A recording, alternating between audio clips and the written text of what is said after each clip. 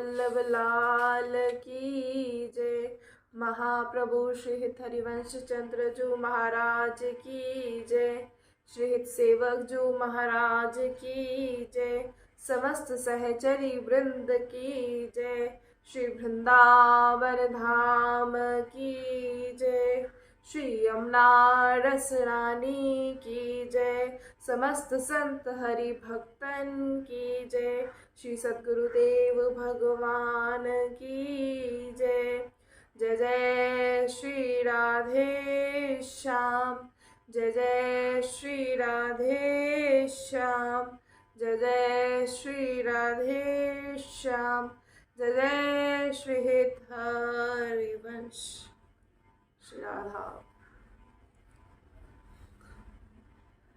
आज के इस समय में, जो ये समय वर्तमान में चल रहा है, तो इस समय में हम जो ये बालक जो हैं, आज के जो बालक हैं, तो अपने घर के बालकों को हम एक शिक्षा प्रदान कर रहे हैं। कैसी शिक्षा? लौकिक शिक्षा, जो कि कहा जाता है जो इनके संसार में काम आएगी। और एक बड़े ही दुख की बात है कि आज के समय में इस लौकिक शिक्षा पर ज़्यादा ध्यान दिया जाता है। अपने बच्चों को हर कोई प्रयास करता है कि ज़्यादा से ज़्यादा पढ़ा लिखा कर उन्हें हम समझदार बना सके, हम विद्वान बना सके, ताकि वो अपनी जीविका चलाए, ताकि वो आने वाले समय में, यानी जो उनका भविष्य है, उनका भविष्य उज्जवल हो पाए। इसीलिए सभी माता पिता अपने बच्चों को लौकिक शिक्षा देते हैं, उन्हें पढ़ाते हैं, वो विद्यालय भेजते हैं शिक्षा प्राप्त करने के लिए। अब होता क्या है, जो हम सोचते हैं वैसा तो कभी नहीं होता। ये तो संसार है। जो आप सोचेंगे, देखिए जरा, कभी हमारा सोचा हुआ कभी होता ही नहीं जो हम सोचते हैं। अब इस लौकिक शिक्षा, जो ये शिक्षा है, इसे देते देते हम कहीं ना कहीं ये भूल जाते हैं कि हमें देना है तो अपने बच्चों को क्या देने हैं? संस्कार। ये भूल जाते हैं। आज आप देखिए, कहते हैं कि कलयुगी बच्चे हैं, कि ये 21वीं सदी के बच्चे हैं, ये किसी की बात नहीं सुनते, इन पर किसी का कोई प्रभाव नहीं होता। माता पिता ही अपने बच्चों से डरते हैं। पहले ये होता था, हम देखते थे, हमने भी अपना जो समय जब माता पिता के यहाँ रहे, तो जैसा माता पिता कहते थे वैसा ही किया जाता था। और माता पिता की एक आँख का जो भय होता था, कि जैसा वो कह दे, आँखों के इशारे से समझ लेते थे कि इन्हें अच्छा लग रहा है, या डर लगता था कुछ भी करने से पहले। लेकिन आज ऐसा बिल्कुल भी नहीं है। ये समय परिवर्तित हो चुका है। हम सभी कहते हैं कि ये समय का प्रभाव है, ये कलयुग का प्रभाव है। कल सत्संग बीच में ही रह गया था कि कुछ नेटवर्क इश्यू था, तो कल कलयुग के विषय पर ही चर्चा हो रही थी। तो कलयुग हम बोल देते हैं, ये कलयुगी बच्चे हैं, इन पर कलयुग का प्रभाव है।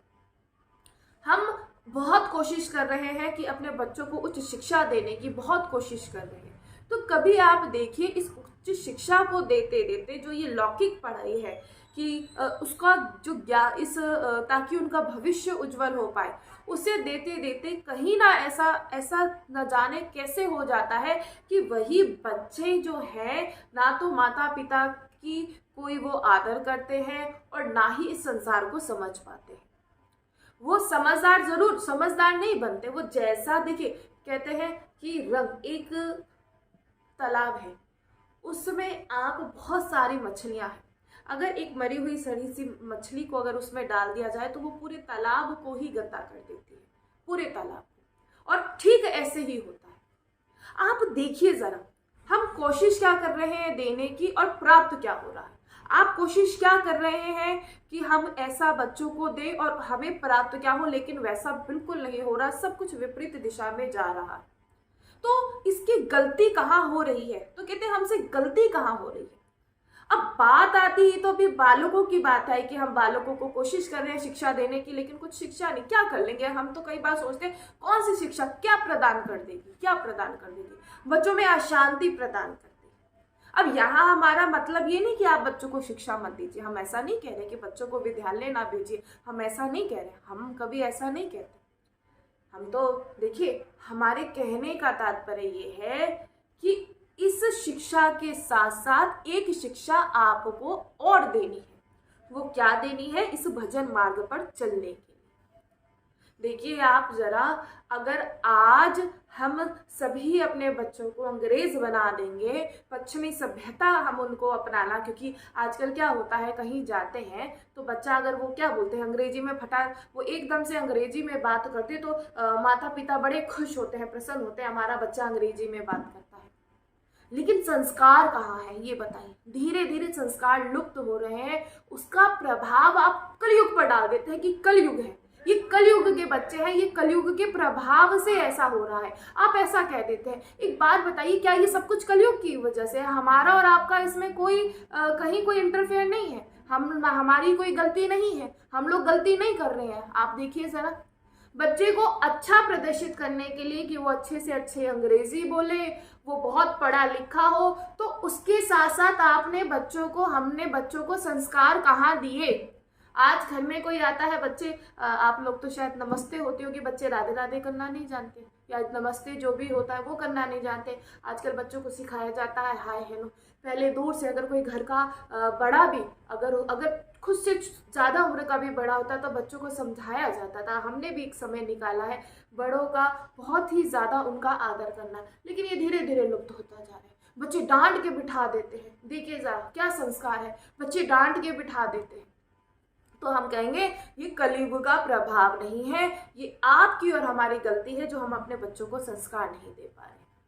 फिर बहुत सारे प्रश्न उत्तर लेकर जाते हैं, कहते हैं अब जो बहुत ज्यादा जब वो पढ़ लिख जाते हैं तो कहते हैं कि मंदिर क्यों जाते हो भाई, क्यों जाते हो मंदिर क्यों जाते हो? भजन करना है अपने घर पे बैठकर करो, भजन करना है तो प्रभु तो आपके हृदय में ही, आपके दिल में ही है, तो वहीं अपने जहां बैठे हो वहां करो। मंदिर जाने से क्या होता है? क्या मंदिर जाने से कुछ प्राप्त होता है? बड़ी विचित्र सी बात है। कई बार ऐसे प्रश्न होते हैं कि सुनकर जो सर है वो चकरा जाता है। एक बार ऐसे ही कहीं चर्चा हुई तो पूछा कि ये क्या भजन करने से क्या होता है? बहुत सारे प्रश्न, बहुत सारे। भजन करने से क्या होता है, मंदिर जाने से क्या होता है, पूजा करने से क्या होता है? जो है अपना बैठो और अंदर ध्यान करो और ध्यान लगाओ प्रभु से और खूब प्रभु से, मतलब ऐसा ना जाने क्या क्या, बहुत हर तरीके का जीव है इस संसार में, हर तरीके का। और सबसे बड़ी बात कि जब इस भजन मार्ग पर चला जाता है तो आपको ऐसे प्रकार के जीव अवश्य मिलेंगे जिनको कोई लेना देना नहीं होगा, वो भी आपसे आकर प्रश्न पूछते हैं। अब हम आपसे बस एक बात पूछना चाहेंगे, जो कहते हैं कि मंदिर जाने से क्या होगा, तो एक बात बताइए, हमें कोई बड़ा ही प्रिय होता है, कोई हमारा जैसे कोई किसी जो एक जैसे प्रेमी और प्रेमिका होते हैं, तो प्रेमी क्या करता है, अपनी प्रेमिका की एक फोटो को अपने पास रखता है और उसको बार बार देखता है। अब प्रेमिका क्या करती है, अपने प्रेमी की फोटो को अपने पास रखती है, उसे बार बार देखती है। अब है तो कहेंगे वो आपके दिल में है, अगर दिल में है तो हम ये कहेंगे अगर आपके दिल में है तो क्यों बार बार आप उसके पास जाते हैं, क्यों बार बार आपका मन करता है उससे मिलने के लिए? ऐसे ही ठीक हमारे साथ है, हमारे जो प्रीतम है हम उनका जब दर्शन करते हैं तो हमारा और दिल करता है कि जाकर हम इनका दर्शन करें।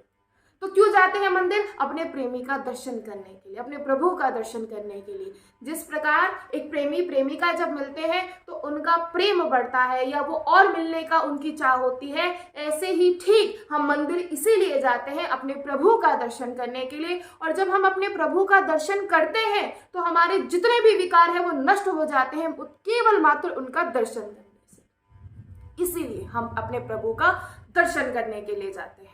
और ये कलयुग का प्रभाव हम कहें कि हमारे बच्चों पर है तो सबसे पहले कलयुग का प्रभाव हम पर है, तभी जाकर आपके बच्चों तक पहुंच पा रहा है। एक बात जीवन में ध्यान रखिएगा, अगर आज आपके घर में टीवी में कोई पिक्चर चलती है, टीवी में कोई नाटक चलता है, तो वो चलाया आपने चलाया है, तो वो आपके बच्चों पर इसीलिए प्रभाव हो रहा है। बच्चे सीख कर नहीं आया, बच्चों को जैसे संस्कार आप दे रहे हैं वो वैसा ही सीख रहा है। अगर आज आपकी वेशभूषा पश्चिमी सभ्यता की हो रही है तो आपका बालक अवश्य उसे पहनेगा। वो बाहर से सीख कर नहीं आया, वो आपके घर से ही सीखा है और वो अपने माता पिता से ही सीखा है। आज आप अपने घर में बड़ों की आदर करते हैं तो बच्चा भी करेगा। अगर आज आप अपने घर में बड़ों का अनादर कर रहे हैं तो बच्चा कहीं बाहर से सीख कर नहीं आता भाई, अपने घर में ही सीखता है। अगर आज आपके घर में सत्संग चलता है तो आपको आवश्यकता नहीं है अपने बच्चों को कुछ समझाने की, कुछ आवश्यकता नहीं है। आपका बच्चा स्वयं उसे सीखेगा। क्यों? क्योंकि वो देख रहा है। ये कलयुग का प्रभाव नहीं कहेंगे, कलयुग का प्रभाव अगर है तो आपने उसे अपने घर में प्रवेश दिया है, और तब जाके जब वो प्रवेश उसका हुआ है, आपके घर में प्रवेश हुआ है, तब जाके वो आपका रिश्तेदार नातेदार बना है। हर किसी का प्रवेश करवा सकते हैं आप अपने घर में, हर किसी का प्रवेश नहीं करा सकते। जिसे जानते हैं उसे ही तो बुलाते हैं। जब तक आप द्वार नहीं खोलेगा कैसे कोई आ जाएगा? और जब कोई आता है, अगर जबरदस्ती आता है तो उसे तो चोरी कहते हैं, वो तो फिर आपका नुकसान कर कर चले जाता है, वो तो दूसरी एक अन्यथा बात है। लेकिन अगर आपके घर में कोई आकर आज विराजित हुआ है, कोई बैठा है, तो आपने बुलाया है भाई, हमने बुलाया है तभी आज आके बैठा है। हमें नहीं किसी को जानते, मजाल हो कोई आपके घर के भीतर आ जाए, बिल्कुल नहीं आएगा। इसलिए जानिए, ये जो संसार, ये हम लौकिक जो दे रहे हैं ना शिक्षा, दीजिए, हम मना नहीं करते, हम कभी मना नहीं करते, हमारे भी बालक जाते हैं, मना नहीं करते। लेकिन हमारे कहने का तात्पर्य समझिए, अगर आज हम नहीं जागे तो हमारे बच्चे भी नहीं जागेंगे। हम जागते हैं तभी तो बच्चों को उठाते हैं स्कूल भेजने के लिए। अगर हम ही सोते रह जाए तो बच्चे कैसे जाएंगे? देखिए जरा, माता पिता कैसे वो देखिए आजकल ऐसा वो लोगों की बुद्धि भ्रष्ट होती जा रही है। क्यों होती जा रही है? फिर कह देते हैं अरे घोर कलयुग है। घोर कलयुग का प्रवेश कौन करा रहा है? आपके बालक, आप जब घर में जैसा कर रहे हैं वैसा ही कर रहा है बालक। फिर बात आती है क्रोध की। हमारे बच्चे बड़ा क्रोध करते हैं।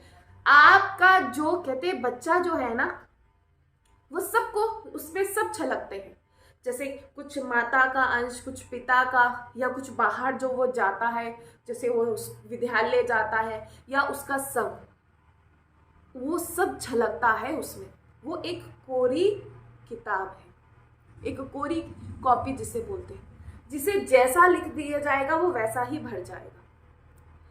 इसलिए हम आप सभी से कहेंगे, ये जो क्रोध आज के समय में हर क्षण क्रोध आ जाता है। अब इस क्रोध की भी बहुत सारी स्थितियां होती हैं। एक होता है जिसको क्रोध आता है, वो क्रोध को प्रदर्शित कर देता है और खूब अपना नुकसान कर लेता है। कई बार ऐसा होता है। लेकिन देखिए जरा, देखिए, आप क्रोध वही करते हैं जहां आप जानते हैं कि मैं क्रोध अपना दिखा सकता हूं।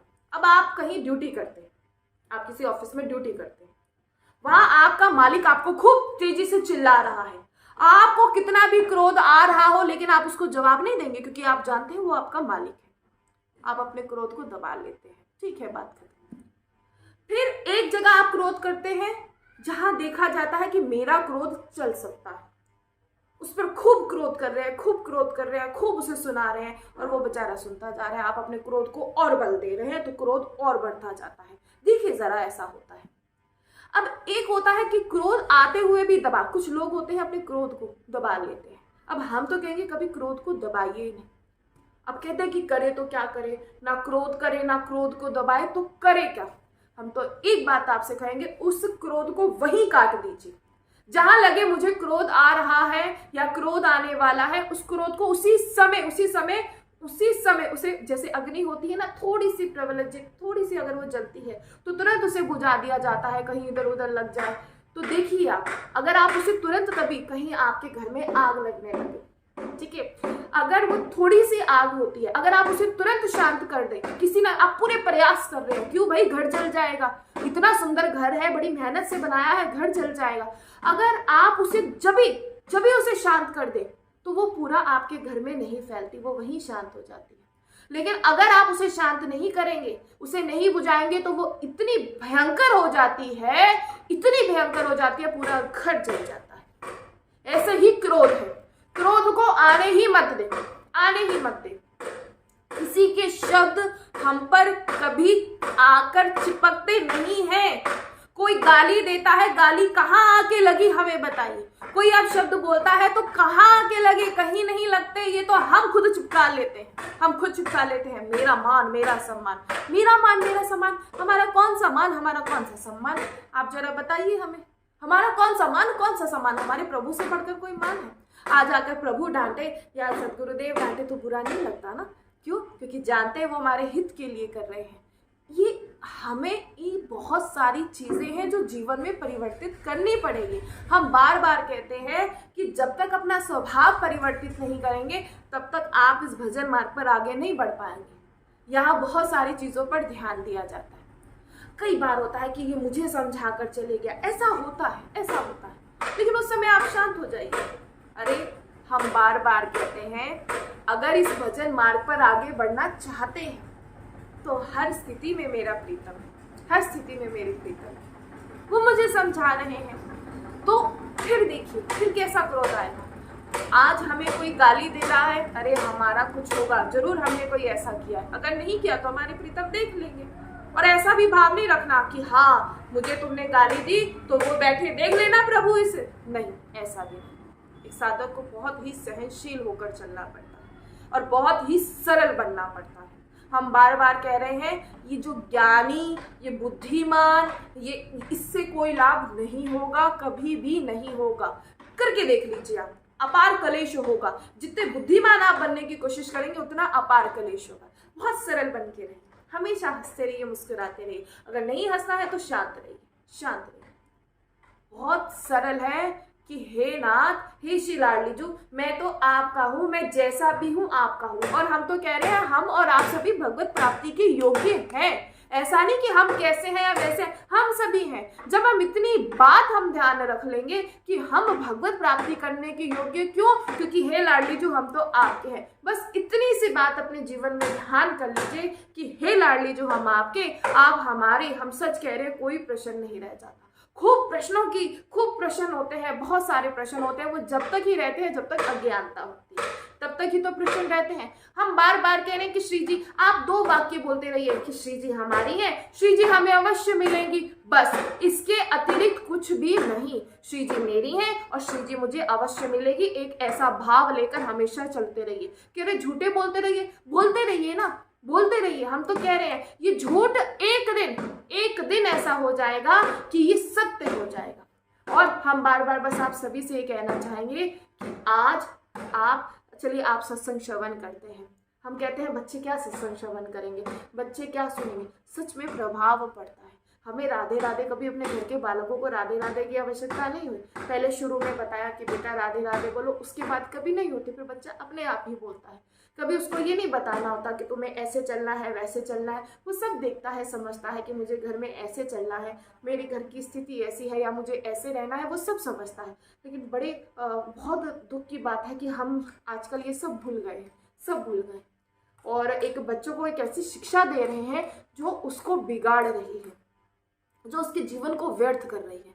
छोटे छोटे बच्चे देखिए कैसा घोर ये समय है, इतना बहुत बेकार समय है कि बच्चे जो हैं, बच्चों का जीवन बर्बाद हो रहा है। बच्चे ऐसे क्रोधित, इतना आवेश आता है, छोटे छोटे बच्चों को लड़ते देखते नजर आते हैं। ये कहीं ना कहीं आप प्रस्तुत हो रहे हैं अपने बालकों में, कहीं ना कहीं। शांत, एकदम शांत रहिए, आप देखिएगा ये इसका प्रभाव अवश्य पड़ेगा। क्रोध को बिल्कुल भी आप पनपने ही मत दें। आपको क्रोध को पनपने देना ही नहीं। जहां क्रोध आए वहां उसे तुरंत शांत करना सीखिए, तुरंत। 1 बार 2 बार 3 बार हो सकता है चलेंगे, लेकिन धीरे धीरे कैसी स्थिति आ जाएगी, आपको क्रोध आना ही बंद हो जाएगा। कुछ भी नहीं होता, बैठ जाइए चुपचाप। जब क्रोध आए ना, राधा राधा राधा राधा राधा जपना शुरू कर दे। और अगर वो भी नहीं हो पा रहा तो वहां से खड़े होकर चले जाइए, उठ जाइए वहां से। जानते हैं क्योंकि हम यहाँ खुद को नियंत्रित नहीं कर पाएंगे, तो उठ जाइए और फिर देखिए। और एक जीवन में धीरज करना, कि हम धैर्य रखना सीखें। देखिए आप सत्संग श्रवण करने आते हैं, ठीक है। अब चाहे आप किसी एक संत के पास जाते हैं दर्शन करने के लिए, और आप बहुत अपनी वो क्या बोलते हैं लग्जीरियस लाइफ जो है, बहुत आपके घर में खूब अच्छे अच्छे सोफे हैं, खूब अच्छे अच्छे मखमली बिस्तर हैं, खूब अच्छी अच्छी आपके यहाँ गाड़ियाँ हैं, सब कुछ आपके यहाँ, वो एसी है, सब कुछ है। आप एक संत के दर्शन करने गए। जब आप उस संत के दर्शन करने जाते हैं तो उस संत की कुटिया में कोई बड़े बड़े बिस्तर या वो मखमली गद्दे नीचे आपके लिए नहीं बिछाए जाएंगे। वहाँ तो आपको हो सकता है कि नीचे ही उस पर ऐसे ही बिठा दिया जाए कि ज़मीन पर बैठे, लेकिन उस समय ना आप चुपचाप धैर्यवान होकर बैठेंगे। क्यों बैठेंगे? क्योंकि आप जानते हैं आप अपनी उस लग्जरियस लाइफ को छोड़कर आराम से चुपचाप बैठेंगे। चाहे कष्ट होगा लेकिन आप बैठेंगे। क्यों? आप धैर्य करके बैठेंगे। क्यों बैठेंगे? क्योंकि भाई मुझे यहाँ ऐसे ही बैठना है, मुझे यहाँ ऐसे ही बैठना है, यहाँ मेरे लिए कोई गद्दा नहीं आएगा। आप जाते हैं, देखिए आप जाते हैं, और अगर रज में भी बैठना, आप जाके रज में भी बैठ के खुद को बड़ा आनंदित समझते हैं, खुद को बड़ा मतलब एक बहुत बड़ा आपकी समझते हैं कि मुझ पर आज बड़ी कृपा हुई कि मैं ऐसे बैठा। तो उस समय आपको धैर्य होता है, आप धैर्य रखते हैं, क्योंकि जानते हैं क्या जानते हैं कि मेरा जो है मुझे यहाँ ऐसे ही बैठना है। क्यों? क्योंकि यहाँ मेरे लिए कुछ नहीं आएगा। ऐसे ही जीवन में अपने जीवन में धीरज रखिए कि आप चाहे कितना भी प्रभु आपको क्यों ना दे, लेकिन कहते हैं ना कि एक जमीन से जुड़े रहना, कि हम अपने जमीन से जुड़े रहेंगे। क्यों? प्रभु जो कुछ दिया है, हम तो बार बार कहेंगे, जब कुछ प्रभु देते हैं ना तो हम उसको कृपा समझ लेते हैं, प्रभु की कृपा है, प्रभु खूब कृपा कर दे। देखिए आपकी आवश्यकताएं पूर्ण हो जाए, बस इससे बढ़कर कुछ नहीं। ये जोड़ना करना हमारे साथ भैया कुछ नहीं जाने वाला, एक भजन जाने वाला है, इसलिए बात को ध्यान रखिए। ये जो समझाना है, ये सत्संग आपको मिल रहा है, हम बार बार कह रहे हैं, इसीलिए मिल रहा है क्योंकि श्री जी चाहती हैं कि आप उनसे आकर मिलें, लेकिन उनसे मिलने से पहले हमें कुछ तैयारी करनी पड़ेगी। बहुत सारी चीज़ें हैं कि क्रोध पर काबू, जीवन में धैर्य रखना, बहुत सारी चीज़ें हैं, और हम सच बता रहे हैं, जो इन सब पर विजय प्राप्त कर लेता है उसके जीवन में बड़ा आनंद आता है। फिर उसको कोई किसी की भी कोई परवाह नहीं होती, और वो हर समय श्री राधा वल्लभ श्री हरिवंश, श्री राधा वल्लभ श्री हरिवंश, हर समय कैसी भी परिस्थिति क्यों ना आए। और ये सबसे बड़ी बात है, सबसे बड़ी बात एक साधक के जीवन में देखिएगा। हम सोचते हैं कई बार ऐसा होता है कि हम सोचते हैं कि जो जैसे साधक है उसके जीवन में प्रतिकूलताएं नहीं होती। आज हम आपको बड़ा हर समय ये हंसता हुआ चेहरा, आप सोचते हैं कि भाई बड़ा आनंदित होकर रहते हैं। आनंदित तो हम बिल्कुल रहते हैं, प्रभु का नाम है हमारी जिब्या पर, श्री जी की कृपा है, श्री वृंदावन धाम है, सच में आनंदित रहते हैं। कोई किसी की परवाह नहीं कि कोई ये लोग की कोई मान सम्मान, सब जैसे हैं वैसे हैं, हमें भाई बहुत आनंद आता है। लेकिन क्या हमारे जीवन में प्रतिकूलताएं नहीं आती? आप सोचते होंगे कि नहीं, यहाँ तो सब, कितना कई बार ऐसी स्थिति हो जाती है, कई बार कि बस कई बार, क्योंकि अभी कोई ऐसे सिद्ध, हम तो कभी नहीं कहते कि हम सिद्ध हुए, हम तो कभी नहीं कहते, और ना श्री जी ऐसा करे। अज्ञानी है और एक सरल भाव हमारा रहे, हम बस ऐसा ही चाहते हैं। लेकिन जब ऐसी प्रतिकूलताएं हमारे जीवन में आती है ना, तो हमें हमारी श्री जी बड़ा प्रेम करते हैं, बड़ा प्रेम करते हैं। क्यों? क्योंकि कोई ऐसा लगता है, जब कहते हैं ना, जब कोई नजर नहीं आता, जब कोई नहीं आता, मेरे शाम आते हैं, मेरे दुख के दिनों में बड़े काम आते हैं, ये ऐसे थोड़ा ना कहा गया। ये जितने भी भजन की एक एक शब्द, एक एक वाक्य जो है, ऐसे थोड़ा ना कहा गया, ये बिल्कुल सत्य है। इसलिए कभी घबराइएगा नहीं। जब वृंदावन वास हो ना, या वृंदावन में आना हो, तो ये कभी मत घबराइएगा। बड़ी अद्भुत महिमा है श्री धाम वृंदावन की, बड़ी अद्भुत महिमा है। आपको बार बार गिराएगा तो लाकर खड़ा भी कर देगा, उठा के खड़ा भी कर देगा। कई बार रोग ऐसा करेगा, ऐसा रोग शरीर में लगा देगा, लेकिन फिर से आपको स्वस्थ कर देगा। कई बार मन में ऐसे होता है, कई बार ऐसी प्रतिकूलताएं आती हैं, कभी किसी व्यक्ति के रूप में, कभी किसी वस्तु के रूप में, कई बार ऐसी प्रतिकूलताएं आती हैं, लेकिन प्रभु की ऐसी कृपा होती है, श्री लाडली जू की ऐसी कृपा होती है कि सब एकदम से ऐसा लगता है। कई बार तो हमें ऐसा लगता है कि श्री जी कह रही हैं कि तुम भजन करो, बस तुम्हें और कुछ करने की आवश्यकता नहीं, तुम चुपचाप बैठ के भजन करो। कई बार ऐसा हुआ है।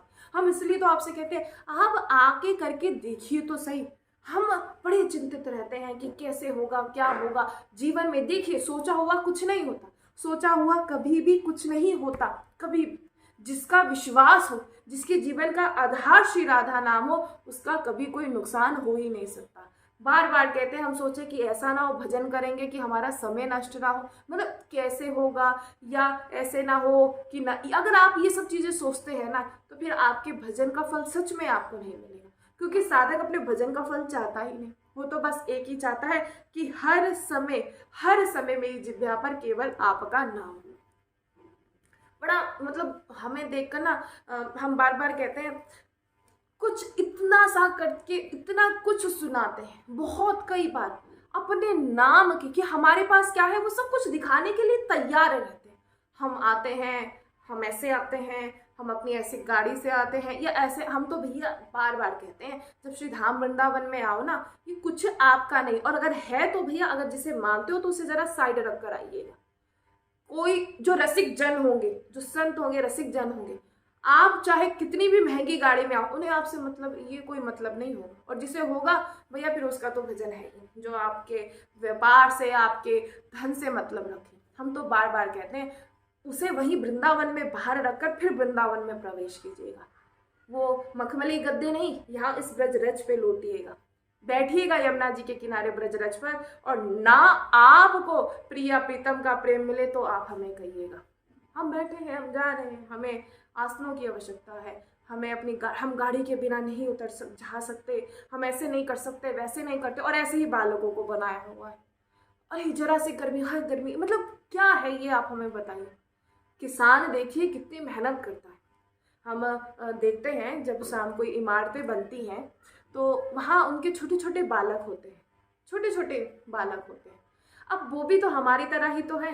वो बालक, उसकी माता उस इमारत में वो बनाने का काम कर रही है, मजदूरों के साथ वो लगी रहती है, लेकिन उन्हीं के बच्चे आराम से उस सीमेंट में, उस रेत में खेलते हैं और बड़ी धूप में खेलते हैं, उन्हें कुछ नहीं होता।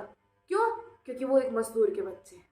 और हमारे बच्चे गाड़ी से नहीं उतरते, हमारे बच्चे ऐसे नहीं करते। किसने बनाया? आप लोगों ने ही बनाया। हम ये नहीं कह रहे, देखिए हर चीज सिखाइए, हर चीज सिखाइए।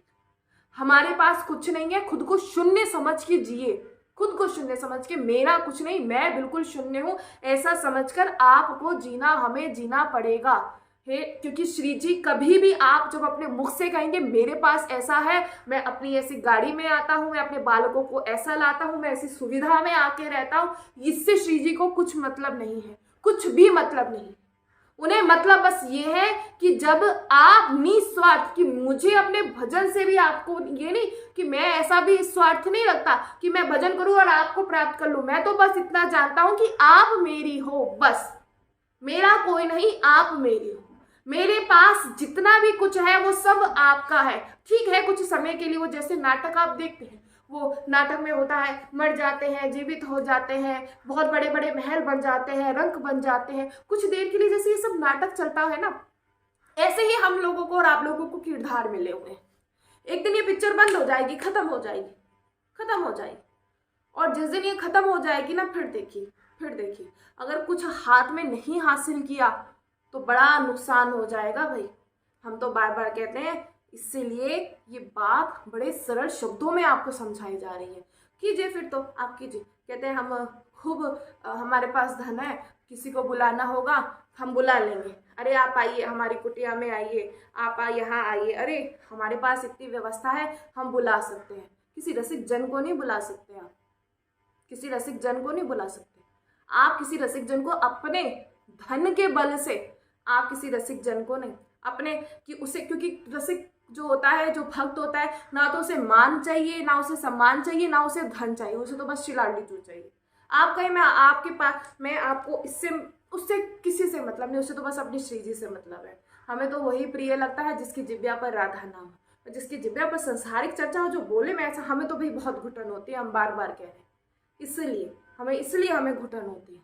आप सोचो कि हम आपसे कई बार कॉल्स जैसे आते हैं, आज तक जो नहीं आए हैं कॉल्स हैं, और कई तो ऐसे हैं कि हमें बड़ा अच्छा लगता है, सिर्फ जब भी चर्चा, सिर्फ श्री जी की चर्चा, और एक घंटों घंटों पर बैठ जाए लेकिन सिर्फ श्री जी की चर्चा। ये बात ना आप सभी जाने, हम आपको बार बार कह रहे हैं, ये हम हमारे पास इतना धन है कि हम इतनी अच्छी अच्छी कथाएं करा लें, या हम अच्छा अच्छा ऐसा करा लें। आपको जब श्री जी कृपा करके, श्री जी कृपा कर रही हैं, आपको रोजाना हम बार बार कह रहे हैं, आपको कुछ ना कुछ समझाया जाता है, कुछ ना कुछ। और हम सच बता रहे हैं, हम कभी, आज तक का हमारा नियम कि कभी हम लेकर ही नहीं बैठते कि आज हमें क्या, किस विषय पर चर्चा करनी है, हम कभी नहीं लेकर बैठते, कभी भी हम नहीं बैठते ना। हम बार बार कहते हैं हम कोई ज्ञानी नहीं भाई, हम की कोई ज्ञानी, हमने तो बस अगर ज्ञान लिया है तो बस इतना लिया है। अगर ये रीझती हैं अगर ये मिलते हैं तो बस प्रेम के विवश होकर, जिसके प्रेम में ये विवश हो जाए उसी से मिलते हैं।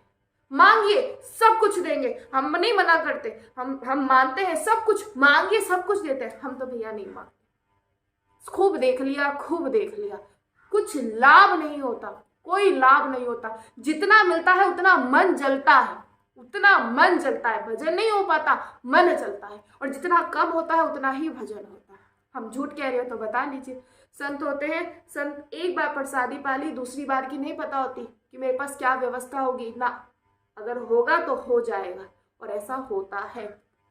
इसलिए जानिए, हम बार बार आप सभी से कह रहे हैं, मत फंसिए इन सभी अगर धाम में आकर भी आप उलझते हैं और कोई उलझा रहा है, अगर आप उलझते हैं, हम सच बता रहे हैं, फिर धाम में आना व्यर्थ है, फिर धाम में आना व्यर्थ है। अरे हम कैसे, हम बार बार कह रहे हैं खुद को, हम सभी योग्य हैं, बस इस बात का आप ध्यान रखिए। किसी के कहने से नहीं होगा, किसी के कहने से नहीं होगा। कोई आपसे कह दे कि नहीं भाई तुम्हें नहीं मिलेंगे, प्रभु नहीं मिलेंगे, कौन किसके कहने से हो सकता है? हमारे प्रभु और हमसे नहीं मिलेंगे। आपका कोई निज जन हो, ठीक है, वो कह दे आपसे नहीं मिलेगा, आप कैसे कहेंगे? आप तो ये कहेंगे अरे कैसे नहीं मिलेगा, मेरा निज जन और मुझसे नहीं मिलेगा। ऐसे तो आप जो पूरा विश्वास, इतना बल रखते हैं कि मेरा निज जन मुझसे नहीं मिलेगा। कौन होता है ये कहने वाला? ऐसे ही कौन होते हैं कहने वाले कि हमें श्री जी नहीं मिल सकती? कैसे नहीं मिल सकती? श्री जी हमारी, श्री जी हमारी है श्री जी। किसके कहने से नहीं मिलेंगे? श्री जी हमारी है, किसी के कहने से नहीं कि किसी ने कह दिया मिल गई, किसी ने कह दिया नहीं मिले, नहीं, श्री जी हमारी। बस यहाँ पड़े रहिए धाम में, चुपचाप पड़े रहिए, मत कीजिए संसार का संग, मत कीजिए व्यवहार में, मत फंसिएगा। बार बार हम कह रहे हैं मत फंसिएगा। आज यहाँ जाना है, आज वहां जाना है, आज ऐसे जाना है, उसने बुलाया है, ऐसे बुलाया है, मत फंसिए। हम बार बार कह रहे हैं चुपचाप जाके ना, चुपचाप जाके किसी भक्त का संग ले लीजिए और किसी रसिक जन के पास बैठ जाइए, चुपचाप चुपचाप। और अगर कृपा हो तो किसी संत के दर्शन हो जाए, संतों की कुटिया में जाना मिल जाए, चुपचाप बैठ जाइए। वहां ना अपने कोई शब्द मत बोलिएगा, चुपचाप बैठ जाइए। खुद का आप कुछ नहीं जान, आपको लग सकता है कि वो सरल है, आप लोग नहीं जानते वो सरल नहीं है। वो कोई सामान्य नहीं है, वो उसकी सरलता आपको बड़ी सामान्य लग सकता है, बड़ा सामान्य सा है। ये आपकी बुद्धि है, ये आपकी बुद्धि है कि आप उसे सामान्य समझ रहे हैं, वो सामान्य नहीं। आपके साथ बैठा है, ध्यान प्रिया प्रीतम में है, आपके साथ कोई रसिक जनसंग है, वो तो ध्यान प्रिया प्रीतम में। आप सोच रहे पागल है, वो पागल ही। हम बार बार कहते हैं श्रीधाम वृंदावन पागलों की ही नगरी है, यहाँ पागलों का ही प्रवेश होता है, ज्ञानियों का नहीं होता। इसलिए जानिए और पहचानिए, कलयुग नहीं है। एक भजनानंदी के लिए कलयुग नहीं होता, कभी नहीं होता। कलयुग उसे स्पर्श भी नहीं कर पाता। अगर स्पर्श कर पाता हो तो इतने इतने बड़े संत हैं जिन्होंने श्री जी को साक्षात पाया है, जिनके साथ श्री जी रहती है। ऐसे ऐसे भक्त हैं जिनकी जीविका जिनका जीवन का जो ये सब कुछ कोई और नहीं चलाता, स्वयं श्री जी चलाती है, स्वयं श्री जी। ऐसे भक्तों का दर्शन आपको हो जाए तो इससे बड़ी बात क्या हो सकती है। इसलिए जानिए और पहचानिए और समझिए, कलयुग उन्हीं के लिए है जो कलयुग को दरवाजा जिनका खुला हुआ है, तो कलयुग उन्हीं के यही प्रवेश करेगा। लेकिन जिसकी जिह्वा पर राधा नाम होगा, जिसके जीवन का आधार राधा नाम होगा, उसके लिए कलयुग उसे स्पर्श भी नहीं कर सकता, कभी नहीं कर सकता। उसे किसी से कोई मतलब नहीं। हम बार बार कह रहे हैं, आप सभी समझिए और जानिए। बहुत सारी चीज़ें हैं जो हमें परिवर्तित करनी होगी, कहते हमें बिल्कुल करनी पड़ेगी। उसमें सहायक केवल एक सत्संग है, केवल सत्संग। हमारी बात आप सभी जानिए। ये नाम कमाने के लिए जो बैठा हो ना, उस पर तो कभी कृपा होती ही नहीं। जो नाम कमाने के लिए बैठा हो, हम बार बार कह रहे हैं, यहाँ नाम नहीं कमाना भाई। यहाँ तो हमारा एक लक्ष्य है कि आ जाइए, बस एक बार जो धाम आ गया और उनके सामने आ जाए, बस फिर तो उसका काम हो जाता है। बस एक बार आ जाए, हमारा बस यही लक्ष्य है। हम नहीं, आप आइए, हमसे व्यवहार बनाइए, कितने सारे जन आप देखिए जानते हैं, लेकिन हम कभी कभी ऐसा कोई वो नहीं, क्यों? क्योंकि हमारा तो व्यवहार बस हमारी सी लाडली जो से। अगर आज फंस गए, फिर से बताइए, आपसे इतना किसी से ऐसा कोई लगाव हो गया, फिर से फंस गए तो बताइए। इसलिए हमें भाई नहीं फंसना, और ना हमें आपको फंसाना है। इसलिए आपसे कह रहे हैं कि आ जाइए श्री धाम वृंदावन और हो जाइए इनके सामने और कह दीजिए, जैसे है वैसे कह दीजिए, मुझे प्रदर्शित करना नहीं आता, ना मुझे करना है, बस इनके सामने आ जाइए। मैं आप जैसा चाहें, आपको जैसा रखना है आप रखें, मैं नहीं जानता, हम तो आ गए हैं, मैं जैसा हूं मैं स्वीकार करता हूँ। ठीक है, हमें बड़ा अच्छा लगता है कोई, और आपका कभी भी कोई भाव हो, कभी संकोचिएगा नहीं कि हम ऐसा कहेंगे तो क्या सोचेंगे। हमें बड़ा अच्छा लगता है, कई बार ऐसे जन यहाँ आए हैं और बड़ा हमें अच्छा लगता है, अपनी हर बात को स्वीकार करते हैं। हम सच बता रहे हैं, धन्य है, नहीं तो लोग स्वीकार ही नहीं करना चाहते कि मैं ऐसा हूँ, मेरे मन में ऐसे विकार आते हैं या मुझसे ऐसे कार्य हुए। लेकिन जो स्वीकार करता है, हमें बड़ा आनंद, मतलब बहुत अच्छा लगता है कि देखिए इसने अगर जो स्वीकार कर ले, कहते ना, जो अपने अपराधों को स्वीकार कर ले उसे क्षमा कर दिया जाता है। नहीं होता, आपके बालक ही कोई गलती करे और आपकी स्वीकार कर ले कि माता पिता जी ऐसी गलती हो गई, माता जी ऐसी गलती हो गई, तो हमारा बड़ा ठीक है, थोड़ी देर के लिए लगता है, लेकिन फिर कितना अच्छा लगता है कि देखो इसने स्वीकार किया। ऐसे ही स्वीकार करना सीखे, ढकिए नहीं, उसे ढकिए नहीं, वो कभी ना कभी नजर आ ही जाएगा। जैसे है वैसे ही आइए, जैसे है। कुछ समय के लिए परिवर्तित करने से क्या हो जाएगा? हम बार बार कहते हैं, आपसे हम मिले कुछ समय के लिए, हम खुद को अच्छा अच्छा प्रदर्शित कर दे या आप हमें अच्छा अच्छा प्रदर्शित कर दे, क्या हो जाएगा? आपका और हमारा स्वभाव जैसा है वो कहीं ना कहीं छलक ही जाता है। हमें अगर क्रोध आता है तो कोई ऐसी बात होगी, आपको वहीं क्रोध आ जाएगा। आपको किसी से बहस करना या कुछ किसी की निंदा करना, वो कहीं ना कहीं आ ही जाता है। इसीलिए हम आप सभी से कहेंगे कि जैसे है वैसे आइए, और जीवन में बस एक बात ध्यान रखिए कि श्री जी मेरी हैं और श्री जी मुझे अवश्य मिलेंगी। बस हमें क्या करना है, यहाँ संतों के सानिध्य में रहता है, जैसा गुरुदेव कहे वैसा करते रहिए और चुपचाप पड़े रहिए, चुपचाप पड़े रहिए। और फिर देखिए, ऐसा नहीं कि आज मुझे बहुत सारा, मैं इससे ज़्यादा मैं सीख गया हूँ, ये भी भाव हमें ले डूबता है कि मैं इससे ज़्यादा सीख गया हूँ। हर किसी को खुद से, कहते तन से भी नीच मानकर रहना पड़ता है वृंदावन में। ये नहीं कि मैं ज्ञानी हो गया हूँ, किसका संग करने से आप ज्ञानी हो जाएंगे? अरे रसिक जन हैं, उन्होंने तो आपको साक्षात सब कुछ दे रहे हैं। उन्होंने जो कितने समय में प्राप्त किया, ना जाने कैसे कैसे करके प्राप्त किया, वो आपको ऐसे ही दे रहे हैं। तो उनकी विशेषता, उसकी महिमा जानिएगा, ये नहीं कि अपनी बुद्धि का प्रयोग कीजिएगा। ये आपको इसीलिए समझा रहे हैं कि कभी श्री जी कभी ना कभी ऐसी कृपा करेंगे, किसी भक्त का संग मिलेगा या रसिक जन का संग मिलेगा या संतों के सानिध्य में रहेंगे, तो वहां जाके अपनी ऐसी लीला होगी, अवश्य होगी कि आप सोचेंगे कि मैं सर्वश्रेष्ठ हूँ, इसे कुछ नहीं आता, मैं सर्वश्रेष्ठ हूँ। लेकिन उसके लिए हम पहले से ही तैयार कर रहे हैं, ऐसा होता है, और फिर उठा के पटक दिया जाता है, पर ऐसा होता है। इसलिए जानिए, श्री धाम वृंदावन की बहुत अद्भुत महिमा है।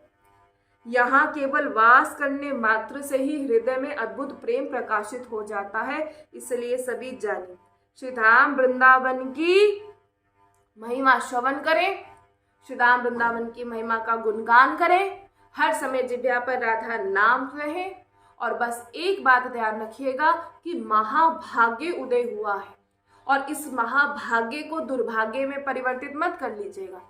जो संसारी लोग हैं, जो संसार में रह रहे हैं, वो कहेंगे कि क्या है वृंदावन में भाई, वो कहेंगे यही रहो, अपने घर रहो, क्यों बेवकूफ बनते हो, अपना घर बार छोड़कर वृंदावन से ये अपना घर बार छोड़कर जाते हो, क्या है वृंदावन में? तो वो लोग नहीं जानेंगे। आप लोग जान गए हैं ना, तो ऐसों का तो हम कहेंगे भैया संग भी मत कीजिएगा जो आपसे ऐसा कहे कि क्या है वृंदावन में। जो बोले क्या है वृंदावन में, जिसका एक बार जिससे ऐसा सुनने, उससे दूर हो जाइएगा, चाहे कोई भी क्यों ना, बिल्कुल दूर हो जाइएगा। कोई आपका अपना नहीं है, जीवन में ध्यान रखिए, कोई आपका अपना नहीं है, कोई भी, केवल एकमात्र प्रभु हमारे हैं। बस मेरो वृंदावन, ऐसे ही नहीं कहा गया है मेरो वृंदावन, मेरो वृंदावन जैसे ही आते हैं तो लिखा गया है बड़े बड़े अक्षरों में मेरो वृंदावन, इसलिए कहा गया है कि अधिकार से आइए, आपका है वृंदावन, किसी एक का नहीं है, आपका है वृंदावन। किसी का सामर्थ्य नहीं कि कोई आपको बुला पाए, सच बता रहे हैं, किसी का सामर्थ्य नहीं, सिर्फ श्री जी की कृपा से ही होता है। किसी का नहीं कि कोई आपको ना बुलाए या आपको ना, अगर आप आ रहे हैं तो श्री जी ने कृपा करी है तो आप आ रहे हैं। श्री जी बड़ी कृपा कर देते हैं जब वृंदावन से किसी से कोई रिश्ता हो जाता है, बड़ी कृपा करती है। इसलिए इस बात को आप सभी जानिए, श्री राम वृंदावन हमारे बड़ी कृपा हुई है हम पर, हमारा महाभाग्य उदय हो गया है कि हमें श्री धाम वृंदावन में बुलाया है। और इस महाभाग्य को हम दुर्भाग्य में नहीं बदलेंगे। तो कह रहे हैं, इसलिए कह रहे हैं आइए और ज़्यादा से ज़्यादा यहाँ समय व्यतीत करें, और अगर जब ज़्यादा कृपा हो जाए तो यहाँ आकर वास करें। देखिए, आपको वास हो जाए या आपका आना हो जाए श्री धाम वृंदावन में, इसमें हमारा क्या स्वार्थ है? सोचिए जरा। आपको हम बार बार सब कुछ होता है, सबको समझाते हैं, सिर्फ किस लिए? अब ये रोजाना एक ऐसी औषधि है ये सत्संग कि कुछ भी आपको किसी ना किसी विषय पर समझाया जाता है। इससे कभी सोचिए क्यों समझाया जा रहा है, ताकि हमारा जो दिन है वो अच्छे से व्यतीत हो। और ऐसा आप देख लीजिएगा, सत्संग में जब आप बैठते हैं आपके प्रश्न का उत्तर मिलता ही मिलता है, अवश्य मिलता है। और क्यों बार बार वृंदावन बुलाया जा रहा है? हमारा कोई लाभ है आपसे? हम कुछ आपसे कोई लालच है? जी हाँ, बिल्कुल है। आप जब वृंदावन आ जाएंगे ना, श्री जी आपको दर्शन हो जाएगा, आप बार बार आएंगे तो बड़ी कृपा होगी, बड़ी कृपा होगी। अब बस हम यही चाहते हैं, सिर्फ यही चाहते हैं कि आप आए श्री धाम वृंदावन में, और श्री धाम वृंदावन में आके श्री जी का दर्शन करें, बस बार बार। और जब आप देखिए, जब आप आएंगे ना, एक बार, दो बार, तीन बार, ऐसे धीरे धीरे प्रेम बढ़ता रहेगा, और कब श्री जी का दर्शन हो जाएगा हम और हमारा जीवन सफल हो जाएगा। सिर्फ इतना कहिए कि हे किशोरी मुझे अपना कर लीजिए, बस इतना कहिए कि हे किशोरी मुझे अपना कर लीजिए, इससे ज्यादा कुछ ना कहें। हे लाडली जो मुझे अपना कर लीजिए, बस इसके अलावा कुछ नहीं, कि हे लाडली जो मैं आपका, बस, और मुझे अपना कर लीजिए। ऐसा भाव रखकर जो श्री धाम वृंदावन में आता है उस पर श्री जी की बड़ी कृपा होती है। इसलिए श्री धाम वृंदावन की महिमा को जाने, और सबसे बड़ी बात, क्रोध पर काबू रखे और हमेशा धीरज रखे। ऐसे जो रहता है उस पर श्री लाडली जो बड़ी कृपा करती है। श्री राधा वल्लभ लाल की जय।